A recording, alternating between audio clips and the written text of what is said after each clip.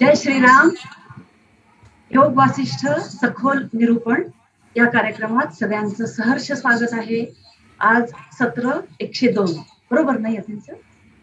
हो, सत्र क्रमांक 102. हो, मी आदरणीय यतीन सरांना विनंती करते की त्यांनी सत्राला सुरुवात करावी. नमस्कार, जय श्रीराम, जय गुरुदेव. प्रार्थना करू रोजच्या प्रमाणे आणि या सत्राला सुरुवात करू. सगळ्यांनी डोळे मिटा, हात जोडा. प्रार्थना म्हणण्यासाठी एक खोल दीर्घ श्वास घेऊया. गुरुर्ब्रह्मा गुरुर्विष्णु गुरुर्देवो महेश्वरः गुरुः साक्षात् परं ब्रह्म तस्मै श्री गुरवे नमः. तस्मै श्री श्री गुरवे नमः. डोळे बंदच असू द्या.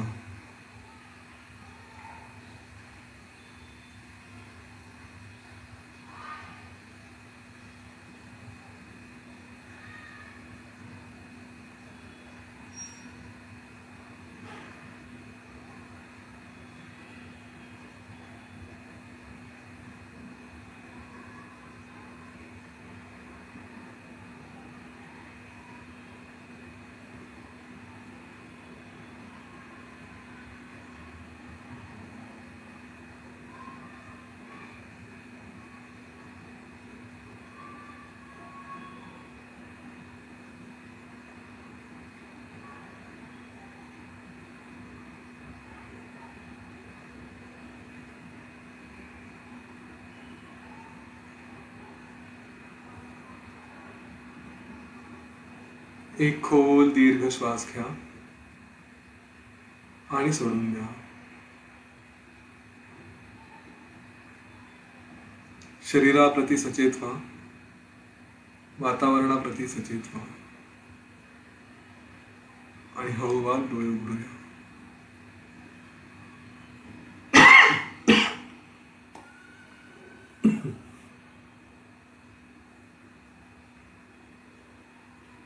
जय गुरुदेव.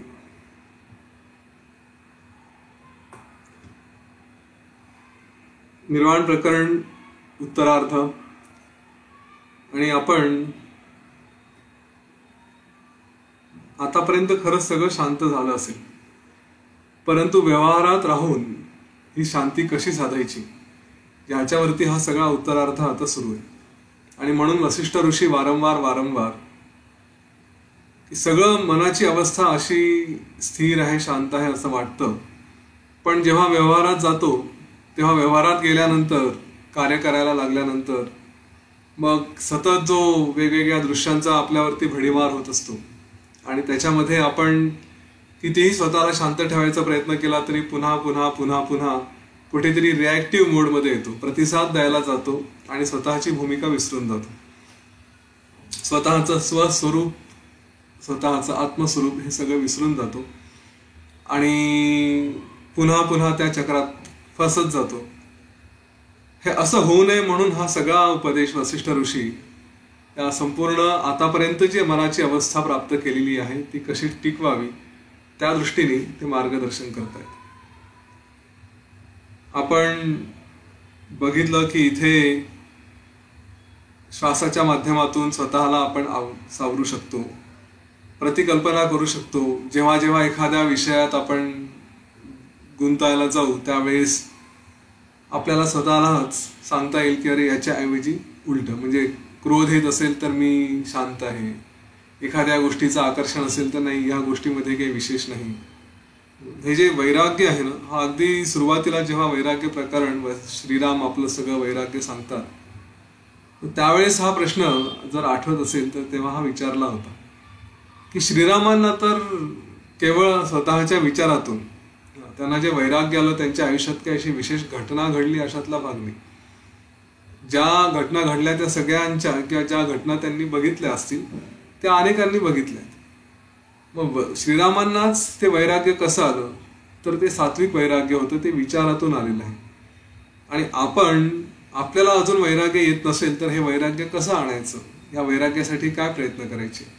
कारण ज्या घटना त्यांनी बघितल्या त्याच आपण बघतोय. खरं म्हणजे त्यांच्या जीवनात तर सगळे सुख होते आणि आपल्या जीवनामध्ये आपण अनेक चढाव उतार बघत असतो आणि तरीही वैराग्य येत नाही. तर अशी परिस्थिती असेल तर या वैराग्य हे कसं आणायचं, तर त्याच्यासाठी प्रतिकल्पना हा एक फार चांगला उपाय आहे. ज्याच्यातून मला सुटायचं आहे तर ती प्रतिकल्पना करत जावी, जेणेकरून जे विषय आपल्याला बांधत जातील त्यांच्यातून आपण स्वतःला सांगू शकतो. की जसं मी माझं नेहमीचं उदाहरण गुलाबजाम, एखादा डायबिटिक आहे त्याला गुलाबजाम चालत नाही, तर त्या गुलाबजाम बद्दल त्यांनी गुलाबजाम बघितल्यानंतर हा खूप छान आहे, गोड आहे, टेस्टी आहे, ही जी मनाची कल्पना असते आणि म्हणून आपलं त्याच्याकडे मन ओढलं जातं. तर त्यावेळेस स्वतःला सांगावं की नाही, याच्यात हे चांगलं नाही, याच्यात साखर आहे, ती विष आहे, याच्यात अमुक आहे ढमुक आहे, जे काही सांगायचं. शेवटी एंड रिझल्ट हा तिथे महत्वाचा आहे. त्याच्याबद्दल तुम्हाला जेवढी निगेटिव्हिटी करायची असेल तेवढी निगेटिव्हिटी त्या पदार्थाबद्दल करू शकता, ती प्रतिकल्पना करू शकता आणि स्वतःला त्याच्यातून सावरू शकता. तर हा एक उपाय फार काल चांगला त्यांनी सांगितला. आणि आता पुढे ते म्हणतात की हे जे काही दृश्य आणि याचा येणारा अनुभव, तर त्यालाही थोडं समजून घ्या, त्याची चिकित्सा करा, असं त्यांनी या प्रकरणात सांगितलं आहे. वसिष्ठ ऋषी म्हणतात की या दृश्यांमधून एक गोष्ट लक्षात घ्यावी की कुठली गोष्ट सत्य आहे, कुठली गोष्ट शाश्वत आहे, ते एकदा समजावं. इथे जे नाश पावतं, या सुखदुःखांमधला जो भाग नाश पावतो तो म्हणजे खोटा आहे, असत्य आहे. आणि जो नाश पावत नाही, जो कायम टिकतो, जो अविनाशी आहे, तो म्हणजे सत्य. ही जरी गोष्ट स्पष्ट कळली आणि ती आपल्या अंतःकरणात पक्की झाली, मग त्याच्यानंतर आपोआप ते ज्ञान झालं. मग कुठल्या गोष्टींचा पुन्हा विचार करायची गरज पडत नाही. ह्या ज्या काही आपण जेव्हा एखादं दृश्य बघतो, ते दृश्य बघितल्याबरोबर मनात जे काही विचार येतात आणि ते काही काळाने नष्टही होतात. अगदीच पुन्हा खाण्यापिण्याचे पदार्थ असतील, त्यांची चव ती काही कायमची जिभेवर रेंगाळत नाही. एकदा खाल्लं, अनेकांना खाण्याची हौस आहे, काय वेगवेगळे पदार्थ खायची इच्छा असते, त्याच्यामध्ये खूप मजा वाटते. पण एकदा लक्षात घ्या की तो पदार्थ, त्याची चव ही किती वेळ राहणार आहे. आपलं शरीर हे मर्यादित, अनंत काळासाठी आपण ते सतत सतत सतत रात्रंदिवस खातच बसू असं होणं शक्य नाही. त्याच्यामुळे बरं, खाण्याची भूक ही पोटाची असते की जिभेची असते? मुख्यत्वे करून ती जिभेची असते, तर इंद्रियांचा विषय येतो. मग हे जर लक्षात आलं आपल्या की अरे काही काळाने हे संपणारच आहे, काही काळ हा विषय, ही जी चव आहे ही थांबणार आहे, नंतर आणखी कुठल्या तरी पुन्हा वेगळ्या चवीची किंवा त्याच चवीची ओढ लागेल, असं जर असेल तर ही नाश पावणारी आहे. मग जी गोष्ट नाश पावणारी आहे त्याच्यामध्ये स्वतःला गुंतवण्यापेक्षा ह्या सगळ्यापासून जे अविनाशी आहे अशामध्ये स्वतःचं लक्ष द्यावं. जे लोक या नाशवंत वासनांच्या मागे जातात त्यांच्या वाट्याला शेवटी दुःखच येतं. आणि हे जे काही दुःख असतात हे केवळ आपल्या मनाला, चित्ताला होतात, आत्म्याला होत नाही. म्हणून आपल्या सुखदुःखाची पूर्ण चिकित्सा करावी. त्याने पहिल्यांदा काय करायचं तर या इच्छांचा त्याग करावा. या ज्या काही इच्छा आपल्याला बांधतात की मला हे खायचं आहे, मला ते खायचं आहे, या इच्छांचाच त्याग करावा. याच्याबद्दल पुढे सविस्तर बोललेलं आहे. आणि या दृश्याची चिकित्सा कशी करायची तर जेव्हा आपण निर्वाण अवस्थेत असतो, मोक्षाच्या अवस्थेत असतो, त्यावेळेस हे दृश्य वगैरे काहीही नाही. त्यामुळे जेव्हा मला एखादं दृश्य येतं, एखादी विषय, एखादं अट्रॅक्शन माझ्यासमोर येतं, दृश्य म्हणजे काय आहे की जे काही दिसेल त्याच्यामध्ये आपण सहज गुंतले जातो. तर त्याच्याकडे लक्ष दिलं, त्याच्याशी स्वतःला लगेच अच्छा हे असं आहे, अच्छा हे तसं आहे, ह्या आपण ज्या रिॲक्शन मनातून द्यायला सुरुवात करतो, विचार करतो, त्या दृश्यामध्ये एखादी व्यक्ती पण आली जी आपल्याला आवडत नाही, पण ती न आवडणारी व्यक्ती समोर आल्याबरोबर आपल्या मनात जे त्याच्याबद्दल विचार सुरू होऊन जातात, म्हणजे आपण दृश्याच्या दर्शनाने त्या व्यक्तीला बघितल्याबरोबर आपल्या मनात काहीतरी आपण त्याच्यावर प्रतिक्रिया द्यायला सुरुवात केली. तर हे जेव्हा होतं, असा जो अनुभव येत असतो, त्यावेळेस एक गोष्ट जर पक्की लक्षात असेल, वारंवार वारंवार स्वतःला सांगून की जी मोक्षाची अवस्था आहे त्याच्यामध्ये मुळात काही दिसतच नाही. दिसत नाही याचा अर्थ डोळ्यांना दिसत नाही असं नाही, पण मनाला दिसत नाही. एखादी गोष्ट आली तरी त्याच्यावरती आपली प्रतिक्रिया नसते. म्हणजे सहज रस्त्याने जाताना काहीतरी दिसलं तर लगेच आपल्या भुवया उंचावल्या जातात आणि अरे वा किती छान अशी जी प्रतिक्रिया येते. तर जो मोक्षाच्या मार्गावरती आहे त्याला अशी प्रतिक्रिया वगैरे काही नाही. तो आपला सगळ्या गोष्टींना सरळ समदृष्टीने बघतो. सगळंच त्याला गोड वाटतं, सगळंच छान वाटतं. त्यामुळे मोक्षामध्ये ह्या दोन्ही गोष्टी दृश्य आणि अदृश्य म्हणजे काहीतरी असणं आणि त्याच्यावरती प्रतिक्रिया आणि त्याच्या विरुद्ध की तिथे काहीच नाही शांत, अशा दोन्ही गोष्टी एकाच वेळेस शक्य नाही. म्हणजे या खोलीमध्ये अंधार आणि प्रकाश दोन्ही गोष्टी एकाच वेळेस जशा शक्य नसतात तसंच ह्या दोन्ही गोष्टी की मला काहीतरी ज्ञान होत आहे आणि त्याच्यावर माझी प्रतिक्रिया आहे हे आणि मी शांत राहणं हे या दोन गोष्टी एकाच वेळेस शक्य नाही. त्यामुळे कुठली गोष्ट आपल्याला ठेवायची आहे तर जे ज्ञानी असतात ते या गोष्टीकडे की नाही मला शांत राहायचं, सम अवस्थेत राहायचं आणि म्हणून ते या गोष्टीला समजतात की हे जे काही दृश्य आहे हे नित्य नाही, हे सुखप्रद नाही. त्याचा जर विचार करत बसलो म्हणजेच पुन्हा एखादी व्यक्ती आवडते नाही आवडत, पदार्थ आवडतो नाही आवडत, दुसरं काही दृश्य असेल की जे दिसणं, खाणं, चव घेणं, स्पर्श करणं, वास घेणं, ऐकणं हे सगळं जे काही आहे तर हे खरं यांना खरं अस्तित्वच नाही. आणि त्याच्या मागे जर लागलो, त्याचं चिंतन करत राहिलो तर मात्र आपल्याला विनाकारण संकट येतात, डोक्याला त्रास होतो. याचा जर सतत विचार केला, याच्याबद्दल खरंच एक चिकित्सा केली, जी परीक्षा म्हणतो, तर लक्षात येईल की हे सगळंच काही खोटं आहे, यांना अस्तित्व नाही आणि यांच्यापासून आपल्याला काहीही प्राप्त पण होत नाही. त्यामुळे ज्याच्या मागे लागून काही खरंच प्राप्त होत नाही ते खोटं समजावं नाही. आपण जसं एखाद्या स्वप्नाचं विचार करत बसलो आणि स्वप्नाचा विचार करत बसल्यानंतर आपल्याला खरंच काही प्राप्त होतं का? ते मुंगेरी लाल के हसीन सपने म्हणून हा प्रकार आहे. जर कधी ती सिरियल होती फार पूर्वी की मनात बसल्या बसल्या मी हे करेल, मी ते करेल असे विचार करत राहायचे, पण प्रत्यक्षात जमिनीवरती काय आहे? काहीच नाहीये, काहीही साध्य होत नाही. तर असं जर होत असेल तर मग त्या गोष्टींना, त्या विचारांना काही अर्थ आहे का? नाही. त्यामुळे मग हे सगळं दृश्य, हे जे काही चित्र आहे हे खोटं आहे समजून घे. लक्षात घ्या, पुन्हा एखादी व्यक्ती तुम्ही बघितली आणि त्या व्यक्तीकडे बघून मनात जे काही विचार येतात त्यांनी काहीही साध्य होत नाही, त्यांनी काही खूप मिळतं अशातला प्रकार नाही, परंतु होतो तर त्रासच. मग असं असेल तर हा त्रास जर सोडायचा कसा? तर ती व्यक्ती नाही असंच समजायचं. म्हणजेच जे दृश्य आहे ते असत्य समजलं तर त्याच्यात काही नुकसान नाही आहे, तर आपला त्याच्यात फायदाच आहे. त्यामुळे ह्या दृश्याच्या मागे लागून त्याच्यात जाण्यापेक्षा ते खोटं आहे असं समजून सोडून द्यावं आणि त्याच्याबद्दल सतत विचार केला की नाही हे सगळं जे काही दिसतं हे खोटं आहे. द ब्युटिफुल माइंड नावाचा जो सिनेमा, मी पूर्वी कधीतरी बोललो होतो याच्याबद्दल, की ज्याच्यामध्ये त्या असं भासमान एक बाई किंवा तिचा मुलगा असं सगळं दिसत असतात आणि ते काय मॅथमॅटिक्सचं त्याचं सगळं काम चाललं असतं. तो अमेरिकेचा रशियन गुप्तहेरांबरोबर किंवा त्यांच्या विरोधात काहीतरी गणितं मांडणं वगैरे असे सगळे प्रकार चालतात त्याचे. तर या सगळ्या गोष्टी भासमान असतात. हे जर स्वतःच्या संस्कारांनी स्वतःलाच वारंवार सांगत गेलं की नाही हे सगळं खोटं आहे, सगळं खोटं आहे, आणि असे जर विचार मनात पक्के करत गेलो तर मग आपल्याला स्वतःला त्या परमार्थामध्ये स्थिर व्हायला काहीही वेळ लागत नाही.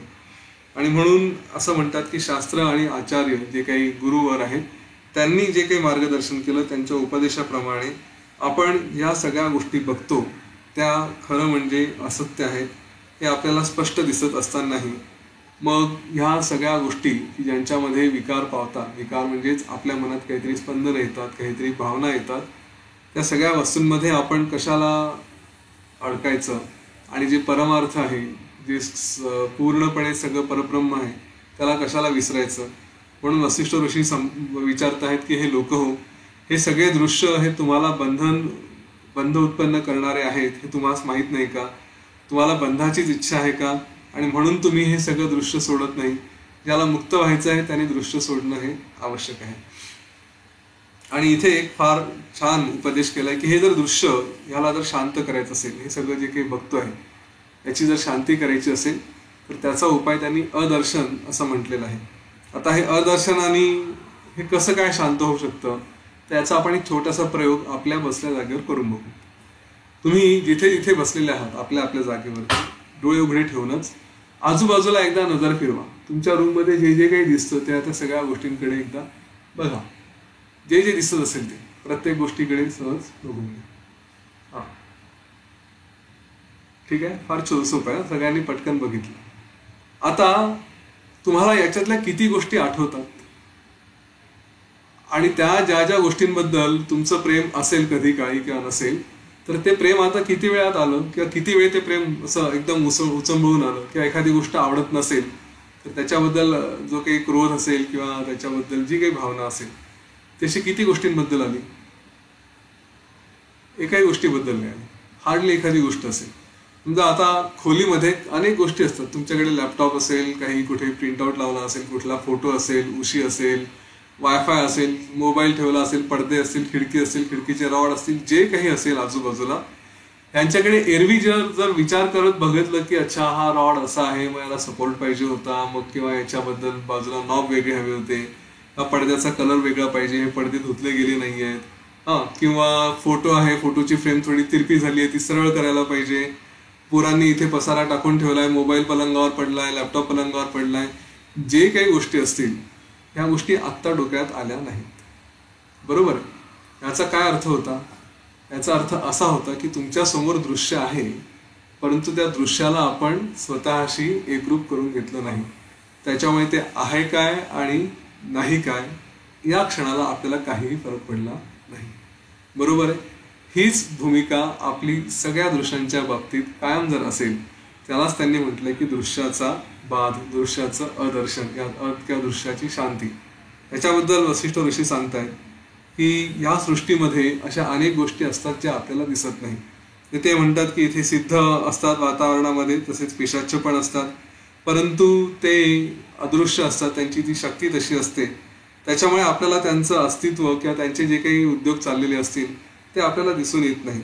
आपल्या ज्या इंद्रियांच्या मर्यादित कक्षा असतात, म्हणजे आपण साधारण दृष्टीने या सगळ्या गोष्टी बघू शकत नाही. जे कोणी सिद्ध असतात त्यांना या सगळ्या गोष्टी जाणवतात. जर काही काही असंही म्हणतात की जे अगदी तान्हे मुलं असतात त्यांनाही बऱ्याचशा अशा गोष्टी दिसतात की ज्या आपल्याला साध्या नजरेला दिसू शकत नाही किंवा त्यांना त्या जाणवतात. जर प्राण्यांच्या बाबतीतही तसंच म्हटलंय, आपल्याला काही गोष्टी जाणवत नाही, पण कुत्र्यांना, कावळ्यांना त्यांचे जे सेन्सेस असतात ते जास्त शार्प असतात, त्यांना ते दिसू शकतात. म्हणजे वातावरणात काही गोष्टी आहेत, काही दृश्य आहेत, परंतु आपल्या इंद्रियांच्या, आपल्या डोळ्यांच्या शक्तीच्या पलीकडे आहे. हे आपल्याला लक्षात घेतलं तर याचा अर्थ की त्या आहेत पण आपल्याला दिसत नाही. तसंच आपण जसं स्वप्नाचं उदाहरण इथे दिलेलं आहे की दोन लोक आहेत शेजारी शेजारी, दोघे गाढ झोपले आहेत. एकाला झोपेमध्ये वाघ दिसतो आणि दुसऱ्याला काहीच दिसत नाही. याला वाघाची डरकाळी ऐकू येते, पण दुसरा म्हणतो अरे मला तर काही ऐकू नाही आलं, तुला ऐकू आलं असेल का? तर तेही दृश्यच होतं. एकाचं दृश्य आहे, दुसऱ्यासाठी दृश्य नाहीये. त्यामुळे या दोघांचंही एक वैशिष्ट्य काय आहे की ज्या गोष्टीचं ज्ञान व्हायचं त्या गोष्टीशी आपल्याला एकरूप होणं आवश्यक आहे. त्याला इथे तदाकार होणं असा शब्द वापरला आहे. मला जर त्या एखादी खुर्ची दिसत असेल आणि त्या खुर्चीबद्दल जर माझ्या मनात काही विचार असतील की हिला स्वच्छ केलं पाहिजे, अमुक केलं पाहिजे, ढमुक केलं पाहिजे, तसंच एखादी व्यक्ती ती बघितल्यानंतर जेव्हा मी त्या व्यक्तीशी एकरूप होतो, त्या व्यक्तीबद्दल विचार करायला लागतो, तेव्हाच कुठे म्हणजे माझं मन आणि ती व्यक्ती, ती वस्तू, ह्या गोष्टी जेव्हा एकरूप होतात तेव्हाच कुठेतरी माझी प्रतिक्रिया सुरू होते, तेव्हाच कुठेतरी मला ते दृश्य आहे ही जाणीव होते. आणि याचं नियंत्रण कोणाच्या हातात आहे? ते व्हावं की न व्हावं हे आपल्या हातात आहे. तो पदार्थ जेव्हा आपण बघतो तो आपल्या अंतःकरणातच त्याचा व्यक्त होतो, त्याचाच अनुभव होतो, आणि म्हणून आपण त्या गोष्टी बघू शकतो, त्या गोष्टी ऐकू शकतो. म्हणूनच आपल्या अंतःकरणाने त्या पदार्थाचा आकार घेणं म्हणजेच हे ज्ञान, आणि त्याच्यापासून दूर होणं, मग ते खरं आत्मज्ञान, त्याच्यातून खरं मुक्ती. ही जर गोष्ट आपण साध्य करू शकत असू तर मला एखादी व्यक्ती आवडत नाही, परंतु ती डोळ्यासमोर आली की चिडचिड होते. डोळ्यासमोर आल्यावरती तिला सहज आपले डोळे फिरवून घेतले आणि मनातून इग्नोर केलं. जसं एक्सरे सारखं बघा, आरपार. ज्यांचा ॲडव्हान्स कोर्स झालेला आहे फिजिकली त्यांना हे माहिती आहे. तिथे म्हणजे तुम्ही कोर्समध्ये जा, तुम्हाला कोणी दिसत नाही, काहीच नाही, कारण मौन असतं. मनाचंही मौन करायचं असतं, नुसतं शरीराचं म्हणून नाही, तोंडाचं म्हणून नाही. तसं इथेही आपल्याला कोणी दिसलं तर यांनी मला खूप त्रास दिला होता ही भावना येण्यापूर्वीच इथे समोर जी आहे ती व्यक्ती अनोळखी आहे. कशी आहे? एकतर पूर्ण सगळं ब्रह्म आहे म्हणून सगळीकडे कायमच बघायचं, म्हणून ही सवय लावणं आवश्यक आहे. जे जे दिसेल, खुर्ची ब्रह्म आहे, टेबल ब्रह्म आहे, पडदे ब्रह्म आहे, चांगले आहेत की नाही हा प्रश्नच नाही कुठे. चांगले आहे वाईट आहे लेबल हे नंतर, हे खूप पुढच्या गोष्टी आहेत. पहिल्यांदा मनाला ही सवय लावा की जे काही दिसतं ते सगळं ब्रह्मरूपच आहे, परब्रह्मच आहे. असं जेव्हा आपण सगळ्या गोष्टींना बघायला लागतो, सगळ्या ह्याच्यामध्ये एकच ते तत्व आहे, एकच ते सत्व आहे असा जेव्हा विचार करायला लागतो, तेव्हा अगदी जीव घेणारा शत्रू जरी समोर आला तरी पहिली भूमिका हीच राहील की अरे हे ब्रह्मस्वरूप आहे. त्याच्यानंतर काय असेल तो पुढचं जी कृती करायची ती कृती अवश्य करता येईल. परंतु स्वतःचं मन हे शांत राहणं आवश्यक आहे. मी असं अजिबात म्हणणार नाही तुम्ही सैनिक असाल, समोर शत्रूचा सैनिक आला तर अरे परब्रह्म आहे म्हणून सोडून द्या, नाही. पण आता तिथे चिडचिड करणं, राग करणं यापेक्षा आलाय ना ठीक आहे, गोळी मारायची आणि सुटायचं, पुढच्या मार्गाला लागायचं, हे करता येणं आवश्यक आहे. तुमच्या समोर न आवडणारी व्यक्ती आली, कारण मी हा विषय जो न आवडणारी व्यक्तीचा का घेतोय वारंवार, कारण हे आपल्या बहुतेकांच्या जीवनामध्ये ही समस्या आहे की मला साधारणपणे एखादी न आवडणारी व्यक्ती समोर आली की माझं चित्त चंचल होतं, तर त्या बाबतीतही सांगायचं अच्छा हे असं असं आहे, दुसऱ्या मार्गाला चाललं जायचं, अवॉइड करायचं. एखादा आवडणारा पदार्थ आला, आवडणारी व्यक्ती आली आणि त्या आवडणाऱ्या व्यक्तीकडे बघूनही जर काही गडबड होत असेल तर अशा वेळेसही अच्छा हे ब्रह्मस्वरूप आहे, माझ्यातच आहे, द्या सोडून, जाऊ दे.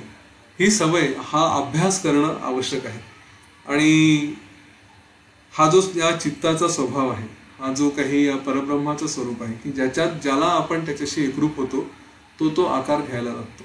एखाद्या व्यक्तीला बघितलं, अगदी साधं गणित आहे, मी त्या व्यक्तीला बघितलं आणि मला दिसले नाही. आपण आता रस्त्यावरून जातो, शेकडो लोक आपल्या आजूबाजूने जातात, किती लोकांचे चेहरे नोट करतो, किती लोकांना बघतो. हे एक प्रकारे ज्यांना बघितलं नाही त्यांचं अस्तित्व झालं नाही, ज्यांना बघितलं, लक्षात ठेवलं, तर आपल्या चित्तानी, आपल्याच त्या चेतनेनी त्या व्यक्तीला तो आकार आपल्यामध्ये रिफ्लेक्ट केला आणि आपण त्याला बघितलं. नाहीतर इतके लोक गेले, आपण काही सगळ्यांना बघितलं नाही. ही जी प्रोसेस आहे की आपण एखाद्या गोष्टीकडे बघतो, एखाद्या दृश्याकडे बघतो आणि ते दृश्य आपल्याला हवं तसा आकार घेत आहे, आपण ते बघतो आहे.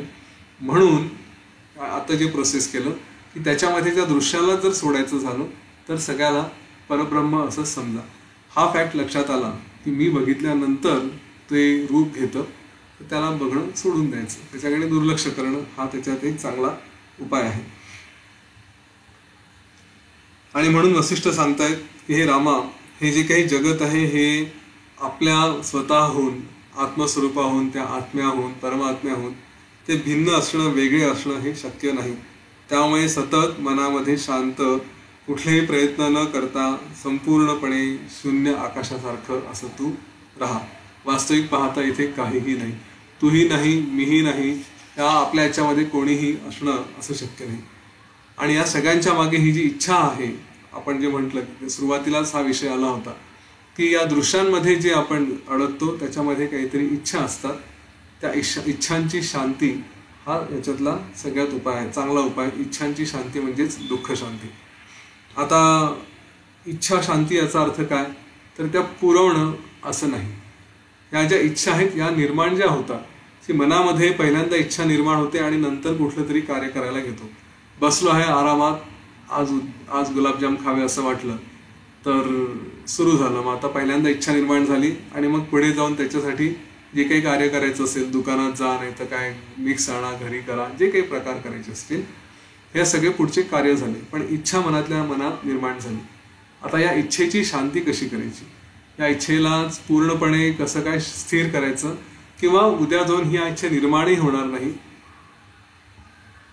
ह्यासाठी कसे प्रयत्न करायचे, ते सगळं इथे वसिष्ठ ऋषी सांगतायत. ते म्हणतात की हे जे काही स्वतःचं स्वरूप आहे, आत्मस्वरूप, हे लक्षात न घेता केवळ भोग आणि भोग आणि भोग आणि त्यांचा आस्वाद घेत राहील आणि त्यामुळे मी स्वतःला आनंदी करेल, शांत ठेवेल, हे जे काही जो काही करतो तो म्हणजे स्वतःला एक प्रकारे जसा होम केलेला आहे, त्या होमामध्ये सारखं आपली आहुती टाकत असतात, तसे स्वतःलाच त्याची आहुती टाकत असतो, स्वतःलाच तो नुकसान करतो, आपल्या जीवनाला व्यर्थ वाया घालवतो, जाळून टाकतो. कुठलेही भोग असू द्या, म्हणजे व्हॉट्सअप बघणं हा सुद्धा भोग आहे, फेसबुकवर टाइमपास करणं हा सुद्धा भोग आहे, हे जे काही सोशल मीडियावरती आपण टाइमपास करत राहतो तर ते एक प्रकारे आपलं जीवन विनाकारण जाळतो. खरं इतकं सुंदर मनुष्य जीवन मिळालेलं आहे, आणि काय त्या भोगांच्या मागे लागायचं सारखं सारखं. आपण साधारण प्राणी म्हणून जन्माला आलो नाही आहोत. या सृष्टीमधले सगळ्यात श्रेष्ठ योनीतले आपण लोक आहोत, आणि हा जन्म अतिशय चांगल्या गोष्टींसाठी खरं उपयोगात आणता यायला हवा. श्रेष्ठ कार्य आपल्या हातून व्हावे या दृष्टीने आपण प्रयत्न करायचा असतो. परंतु या भोगांमागे सतत जाऊन आपण आपलं आयुष्य म्हणजे एका प्रकारे शक्ती आणि काळ वेळ या दोन्हीच्या दृष्टीने आपण वाया घालवत असतो. शक्तीही क्षीण करतो आणि वेळही तो वाया घालवत असतो, कारण गेलेला वेळ तर काही परत येत नाही. म्हणून जे ज्ञानी असतात ते आपल्यामध्येच निरीच्छता, पूर्णपणे कुठलीही इच्छा नसणं हेच समाधान आहे असं समजतात, आणि मनाला जेव्हा ते पूर्णपणे निरीच्छ करतात त्याच्यानंतर ते शांत होतं. त्याला तुम्ही कितीही उपदेश करा त्यांनी शांत होऊ शकत नाही. आणि ह्यासाठी केवळ स्वतःचे प्रयत्न, आपल्यासाठी शास्त्रांनी धर्मांनी हे ज्ञान, तप, यज्ञ वगैरे सगळे उपाय सांगितलेले आहेत. त्या गोष्टींनी आपण आपलं स्वतःच्या इच्छा शांत करू शकतो. त्या शांत करण्यासाठी हे सगळे प्रयत्न करणं आवश्यक आहे. परंतु सगळ्यात चांगला उपाय म्हणजे स्वतःचे प्रयत्न. ह्या प्रयत्नांचा जर उपयोग केला नाही, प्रयत्नांच्या माध्यमातून आपण आपल्या इच्छा शांत करण्याचा प्रयत्न केला नाही, तर मात्र त्याला दुसरा उपाय नाही. मग जो माणूस इच्छांच्या मागे धावत राहतो तो केवळ अधोगतीलाच जातो. त्याच्या मागे म्हणजे स्वतःचं जीवन तो जसं असं म्हटलं आहे की स्वतःला अंधाऱ्या विहिरीत ढकलतो, आणि त्याच्या जीवनात कधीही सुख त्याला प्राप्त होत नाही. इतकंच काय, ह्या इच्छा शांत न करता शास्त्रांचा अभ्यास करणं सुद्धा व्यर्थ आहे. तुम्ही किती गुरूंपाशी जा, काही करा, आणि सारखं इच्छांच्या मागे लागतायत, त्यांना जर तुम्ही प्रयत्नच नाही केला, नियंत्रणात आणण्याचा प्रयत्नच नाही केला, तर मग त्याचं काही चित्त समाधान होणार नाही, आणि गुरूंनी किती उपदेश केला तरी तो फुकट आहे. त्यामुळे आपल्या बुद्धीला ह्या इच्छेचं अनुसंधान न करणं, म्हणजे या इच्छेच्या मागे न लागणं, असंच वळण लावणं आवश्यक आहे. त्याच्या बाबतीत जर हे शक्य होत नसेल, तो आपल्या इच्छांना शांत करू शकत नसेल, तर दुसरे कुठलेही उपाय हे एक प्रकारे निरर्थक आहे. पण इथे मी तुम्हाला त्या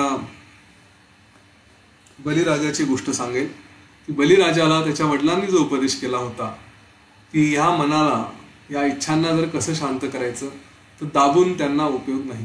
म्हणजे मला गुलाबजाम खूप आवडतात आणि डोळ्यासमोर आले तरी आता खाणार नाही मी, बस आपल्या इच्छांना आवरेल, अर्थ नाही. आपल्या घरामध्ये काही झालं आणि तिथे जबरदस्ती आपल्या भावनांना दाबून ठेवायचं, असंही या गोष्टींना अर्थ नाही. याचा मार्ग हा पूर्वीही सांगितलेला आहे. तो एक फक्त तुम्हाला आठवण करून देतो की जेव्हा आपल्या इच्छांना या अतिशय अनावर होत असतात आणि त्यांना जबरदस्ती आपण दाबत गेलो, तर त्याच्यातून मुक्ती मिळणं शक्य नाही. त्याला उपाय काय आहे, त्यांना थोडं थोडं आपल्या मनाला जे काही हवं आहे ते थोडं थोडं पुरवत जायचं, परंतु त्याच्यासोबत उपदेशही द्यायचा. ठीक आहे, हा उपदेश देताना सांगायचं की अरे हे ठीक आहे, एवढं करतोय, परंतु सोबत या गोष्टीची जाणीव ठेव की हे चांगलं नाही, स्वतःला थोडंसं नियंत्रणात आणायचा प्रयत्न कर. हे एखाद्या व्यसनाच्या बाबतीत असेल, वारंवार जर एखादी गोष्ट होत असेल, तर त्याला उपाय हा उपवासाचा आहे. सारखी सारखी एखादी गोष्ट होत असेल तर थोडा एक उपवास करावा. आपल्यावर स्वतःवर नियंत्रण आहे की नाही, आहाराच्या बाबतीत असेल, कुठल्या सवयीच्या बाबतीत असेल, तर हा उपवास करून बघावा. आठवड्यातून एकदा, महिन्यातून एकदा, 15 दिवसातून एकदा, पण स्वतःला टेस्ट करावं आपल्या इच्छांच्या बाबतीत. हा अतिशय सुंदर उपाय हा उपवासाचा. त्याच्या माध्यमातून आपण निदान स्वतःला बघू शकतो की या इच्छांवरती मला नियंत्रण मिळवता येतं की नाही.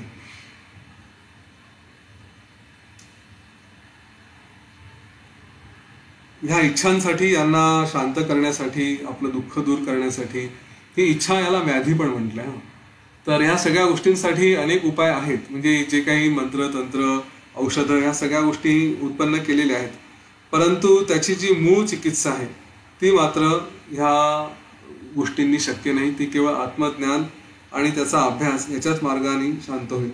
जर इच्छांनी माणसाला थोडंसं मोकळं सोडलं तर तो माणूस कमीत कमी आत्मज्ञानासाठी थोडा प्रयत्न तरी करू शकतो. म्हणून या इच्छांची शांती करणं आवश्यक आहे. इच्छा शांत झाल्यानेच ज्ञान प्राप्त होतं. ज्या ज्या विषयांप्रती आपल्या इच्छा शांत झालेल्या असतात तिथे तिथे आपण त्या गोष्टींपासून मुक्त होतो. आपल्यामध्ये अनेक जण जसे आहेत की त्यांनी वेगवेगळे अनुभव घेतले आहेत. कोणी त्यांच्या आयुष्यामध्ये कधी नॉनव्हेज खाल्लं असेल, ते सोडून दिलं. आता ते नॉनव्हेज पासून मुक्त झाले. कोणी सिगरेटचं त्यांना व्यसन असेल, त्या कुठल्या तरी प्रयत्नांनी त्यांनी सिगरेट सोडली.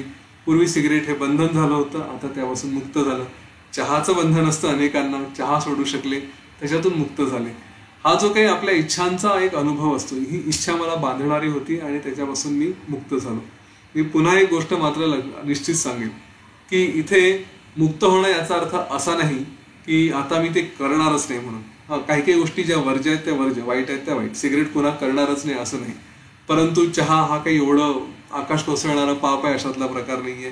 किंवा तुम्हाला घरी गुलाबजाम तुम्ही सोडला असेल, पण आता आला आहे पाहुणे म्हणून कुठे गेले आहे, जावई म्हणून असाल, सून म्हणून असाल, समोर आला तर नाही नाही मी सोडलं आहे किंवा काय, एवढंही पक्क राहायची गरज नाही. कारण मुक्तीचा अनुभव, महाकर्ता, महाभोक्ता, महात्यागी ह्या कन्सेप्ट लक्षात ठेवा, त्या विसरू नका. ठीक आहे, जे येईल त्याचा उपभोग हा सहज रीतीने घेता यायला हवा. तर म्हणून हे इच्छा, हिचा उपयोग करून या सगळ्या इच्छांना आपण शांत करावं. विवेक आणि वैराग्य यांनी इच्छेला नष्ट केलं म्हणजे मग त्या पदार्थांबद्दलची ओढ आणि त्यांच्याबद्दलचं आकर्षण हे सगळं नष्ट होतं. इथे प्रतिकल्पनेचा जर उपयोग करता येत असेल तर तोही करावा. आपल्या इच्छांना जसं जसं ज्या ज्या मार्गाने शांत करता येईल त्या त्या मार्गाने त्याला शांत करण्याचा पूर्ण प्रयत्न करावा. इथे वसिष्ठ ऋषी हेही सांगतायत की ज्ञानी पुरुष, आपण काल हा बघितला मार्ग प्रतिकल्पनेचा, की त्याच्या जीवनात काही दुःखांचे अनुभव असतील, दुःखदायक गोष्टी असतील, तर तो या बाहेरच्या विषयांना त्यांना शांत करून त्या स्वतःलाच तो तृप्त करू शकतो केवळ स्वतःच्याच आनंद रूपाने. हे दृश्य आतापर्यंत अनेक वेळा याच्यावरती ध्यान घेतलं, अनेक वेळा चर्चा केली. दृश्याचं स्वरूप कसं आहे की ते आपल्याला बांधतं आणि हे दृश्य नाही असं म्हणून सांगितलं, स्वतःला त्यापासून मुक्त केलं तर सुटलो. म्हणून या दृश्यांमुळेच आपण अनेकदा नको त्या उद्दिष्टांकडे जातो. मुळात दृश्याचा अर्थ फक्त दिसणं, डोळ्याशी संबंधित नाहीये, त्याचं ऐकणं, बोलणं या सगळ्या गोष्टींशी संबंधित आहे. एखादा अभ्यास करतो आहे विद्यार्थी आणि त्याच्या कानावर आजूबाजूच्या लोकांचा क्रिकेटच्या मॅचचा आरडाओरडा पडला. आजकाल तर म्हणजे घराघरातून त्याचा आवाज यायला लागतो. तुम्ही कितीही आयसोलेटेड वेगळ्या खोलीमध्ये बसा, शेजारच्या फ्लॅटमधून अरे आऊट आऊट आऊटचा आवाज आला की हा लगेच आपला 2 मिनिटं बघून चालला टीव्हीकडे बघायला. हे जे दृश्यांनी आपल्याला ओढलेलं आहे ह्याचा बांध जर करता आला, त्याला सांगता आलं स्वतःला की नाही माझं दृश्य काय आहे, तर माझं आत्मस्वरूप काय आहे, तर माझा अभ्यास हा माझं आत्मस्वरूप आहे. माझा मोक्ष काय आहे, माझा हा अभ्यास हा माझं मोक्ष आहे. हेच माझं ज्ञान, हेच माझं स्वरूप, हेच माझं काय अस्तित्व, हेच माझं परब्रह्म. मी आणि तो पुस्तक किंवा मी आणि अभ्यास, आम्ही हे दोघं एकरूप झालो आहोत. ह्याच्या पलीकडे माझ्या जीवनामध्ये आणखी काहीही नाही. मग ती क्रिकेटची मॅच असू द्या, नाहीतर कुठल्या तरी पदार्थाचा सुगंध असू द्या, नाही तर आणखी काही दिसू द्या आजूबाजूला, कशानेही आपण ज्याला साधारण भाषेत म्हणू की हालणार नाही, एकदम दगडासारखे, पर्वतासारखे स्थिर, अचल अशी जी बुद्धी आहे ती ह्या ज्ञानातून मात्र निश्चितपणे येऊ शकते. मग तुम्हाला तुमच्या जीवनात जे साध्य करायचं असेल, आपण पहिल्याच दिवशी किंवा पहिल्या 1-2 सत्रांमध्ये म्हटलं होतं, मोक्ष काय आहे. माझ्यासाठी मोक्ष म्हणजे माझं जे साध्य आहे ते माझं मोक्ष.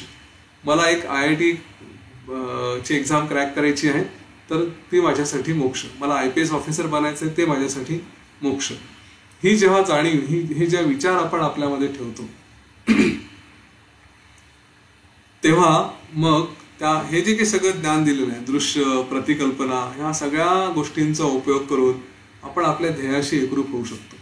म्हणून श्रेष्ठ ध्येय साध्य करणं हे या पद्धतीने सहज शक्य होऊ शकतं.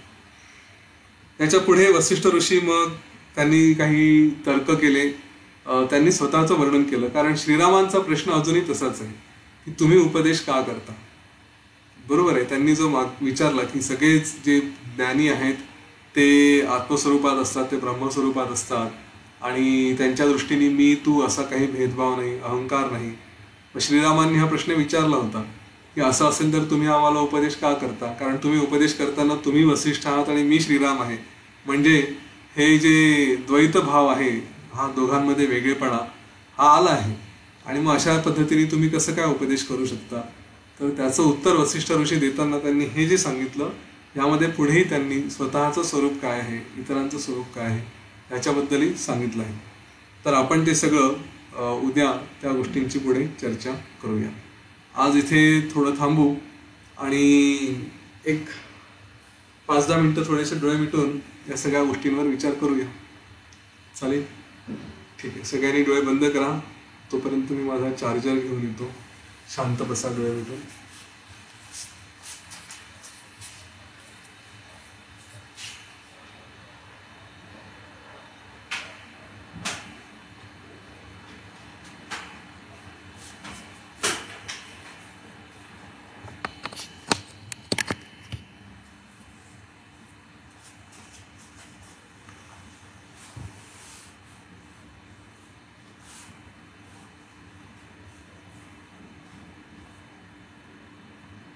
शांत स्वस्थ बसूया.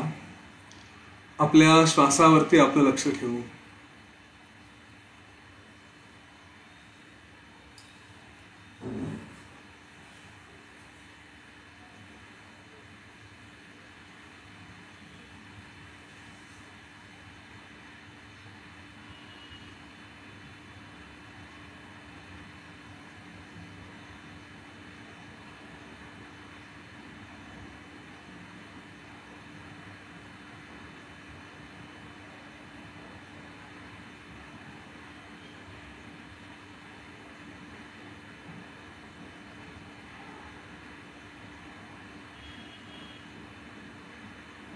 सगळ्या समस्या, सगळे विचार थोड्या वेळ बाजूला ठेवायचे आणि फक्त आपल्या श्वासावर, जो आपला सगळ्यात चांगला मित्र आहे, त्याच्यावर लक्ष ठेवायचं.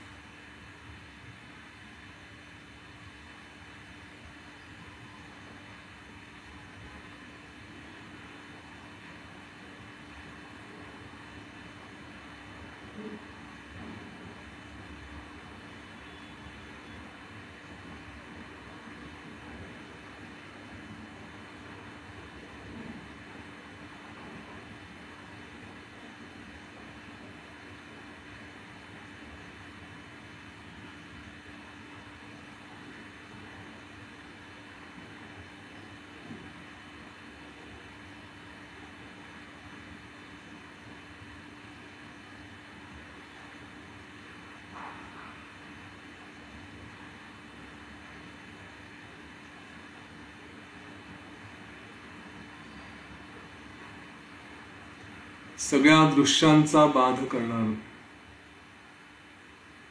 जे काही असेल ते, आणि आपल्याला सगळ्या परिस्थितीत सुख देणार जर कुठलं दृश्य असेल तर ते म्हणजे श्वास.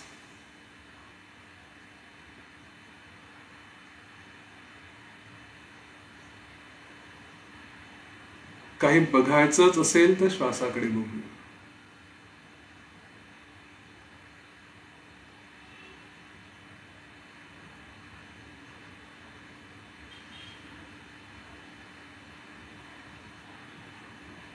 कशाचा अनुभव घ्यायचा आहे तो श्वासाचाच घेऊ.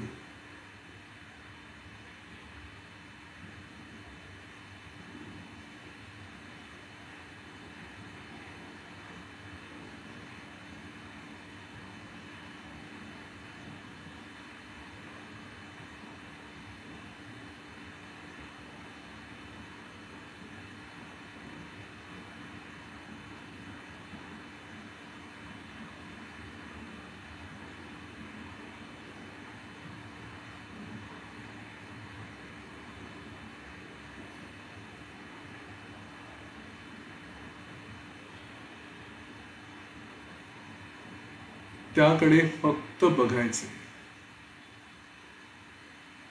तो असा का, तसा का, वेगातच का आहे, हळूच का आहे, असले प्रश्न नाही. फक्त बघायचं जसा असेल तसा.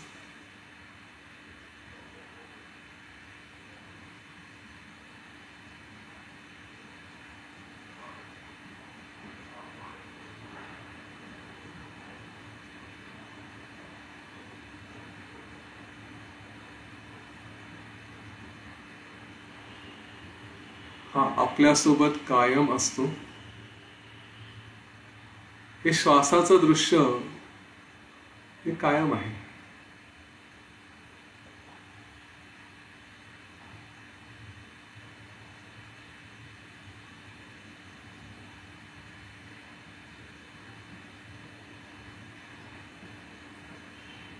पण मघाशी प्रयोग केल्याप्रमाणे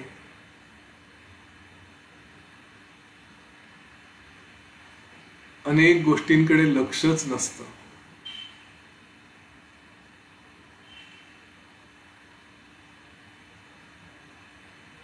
तसं या श्वासाकडे पण लक्ष नसतं.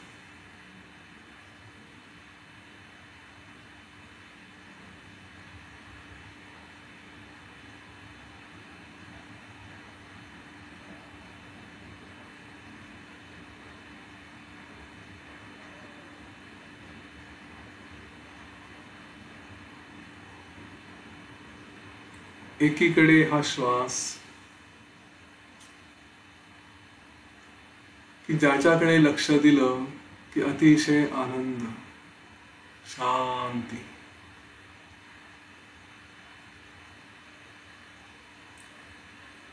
आणि दुसरीकडे दुसरे दृश्य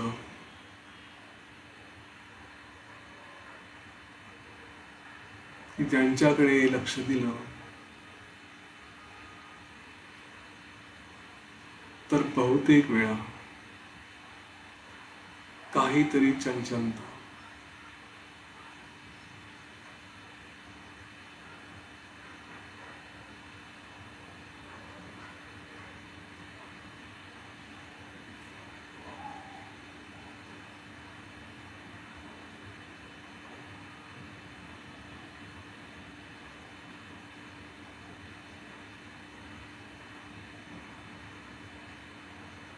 मग लक्षच द्यायचं तर ह्या दृश्याकडे, श्वासाच्या. तो कसा चालला आहे, कुठून येतो आहे, कुठपर्यंत जातो आहे, हेच दृश्य बघायचं.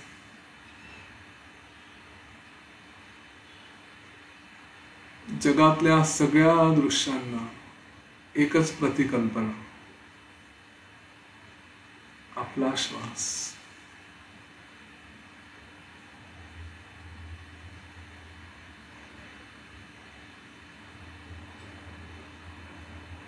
हे दृश्य सगळे बाहेरचे असतील नाहीतर आतले असतील.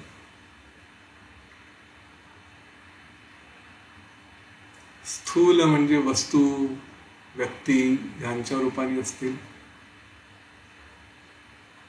सूक्ष्म म्हणजे आपले विचार, आपल्या भावना यांच्या रूपाने असतील.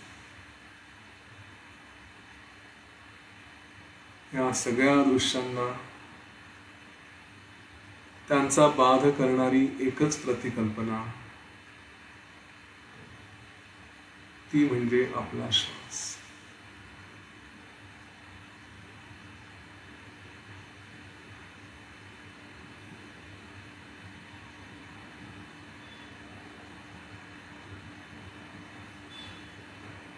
आत्मविचार करणं,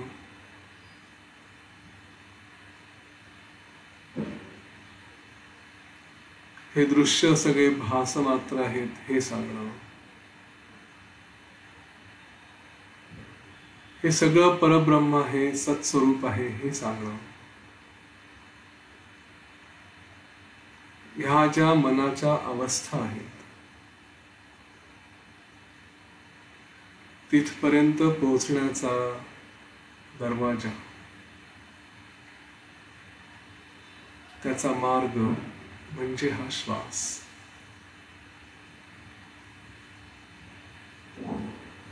ह्याच्यावर लक्ष दिलं की आपोआप आपल्या स्वरूपाचं ज्ञान व्हायला सुरुवात होते. मग कुठलंही स्थूल आणि सूक्ष्म दृश्य त्रास देत असेल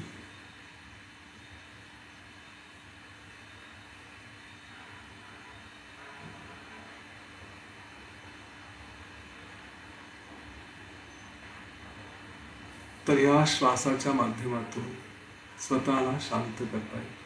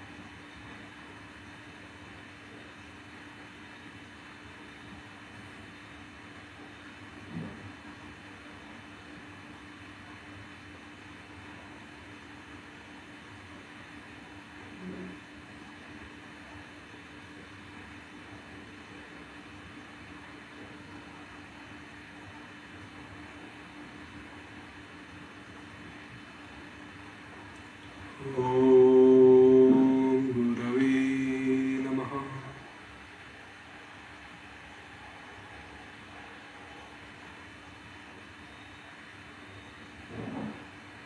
ओम शांति शांति शांति.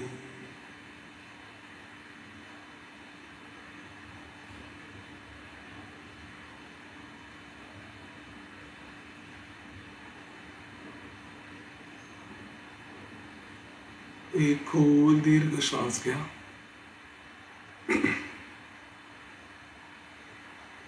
आणि सोडून द्या. आणखी एक खोल दीर्घ श्वास घेऊया आणि सोडून द्या.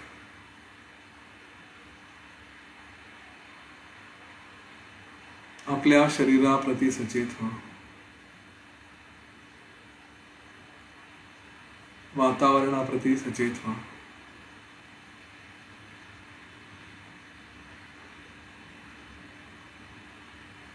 हळूवार डोळे उघडूया.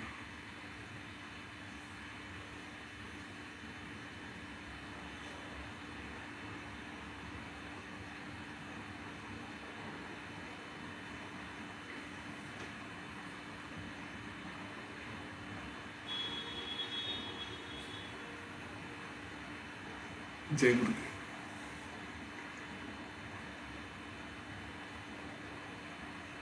तर श्वासाचा उपयोग करा. सगळ्या गोष्टी आहेत, परंतु हा अभ्यास आवश्यक आहे आपल्यासारख्यांना.